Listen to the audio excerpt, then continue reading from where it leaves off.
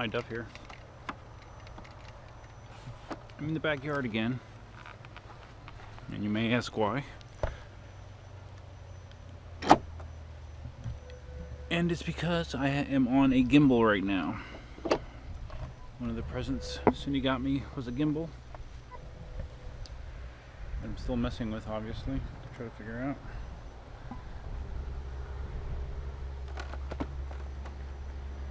But I thought riding the backyard would be a good test of a gimbal. Because if you see my video from a few days ago, where I was just holding the camera, you can compare the shakiness compared to what it looks like now on a gimbal. There are some challenges with it, because like when I'm normally shooting, I have my GoPro in a foam windscreen that I'm just holding in my hand. And the nice thing about that is I have my finger on the button. It's easy for me to stop and start it. When I have it in a gimbal like this, it is not easy, because it's the stop and start button is not easily accessible. So what I'm hoping to do is charge up my GoPro remote control, which I've literally never used, never charged it. I almost forgot that I even had it. And I'm hoping that maybe if I use that, I can just click that when I want to stop and start filming. That might give me a happy medium. I'm not sure. And I'm also kind of a novice with the gimbal.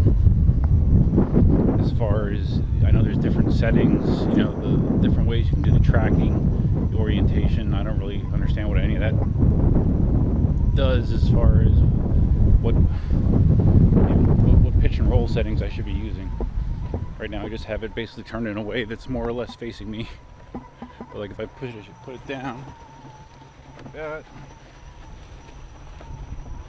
it looks like it's kind of staying the direction that I want. Bring it back up. Okay. So I'm curious if this does look significantly more stable than before.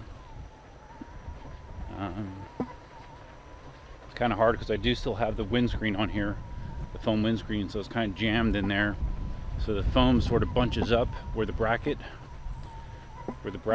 holds it on, which in turn causes a little bit of obstruction when the gimbal motors try to rotate. So that might take some tweaking as well. So happy New Year's Eve, by the way.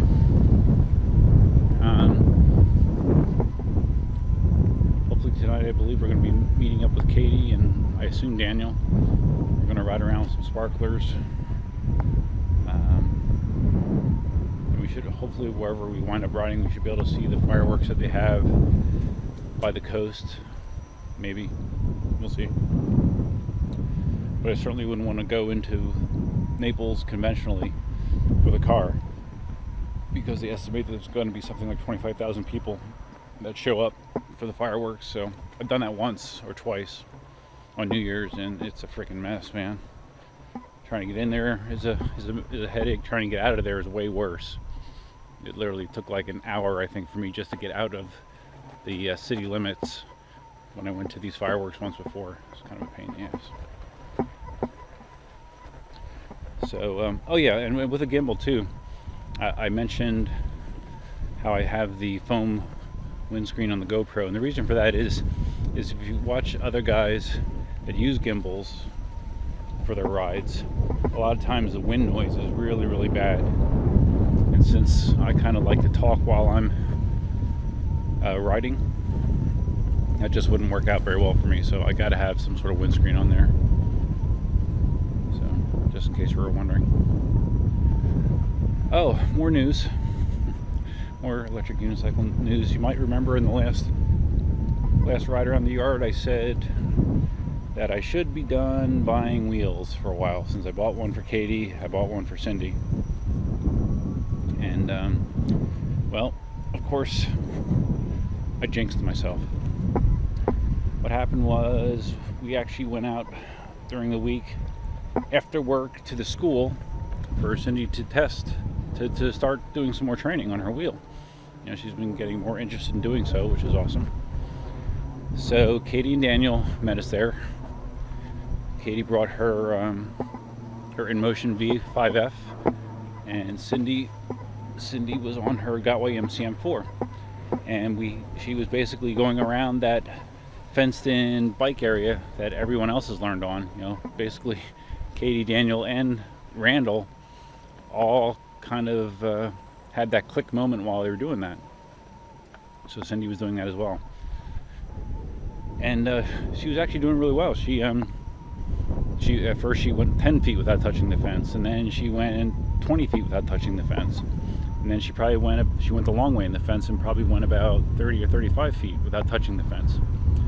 But Katie let her use her InMotion at one point,